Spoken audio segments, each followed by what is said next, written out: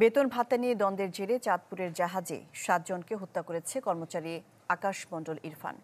র্যাবের হাতে গ্রেপ্তারের পর ৭ খুনের সাথে জড়িত থাকার কথা স্বীকার করেছেন তিনি। র্যাব জানিয়েছে, প্রাথমিক জিজ্ঞাসাবাদে ইরফান একাই জড়িত ছিল বলে জানিয়েছে। মূলত জাহাজের মাস্টারের উপর আক্রোশ থেকেই এমন হত্যাকাণ্ড ঘটানো হয়েছে। সন্দেহের হাত থেকে বাঁচতে খুন করেন বাকিদেরকেও। চাঁদপুরে জাহাজ এমভি আল বাখেরায় চাঞ্চল্যকর ৭ খুন।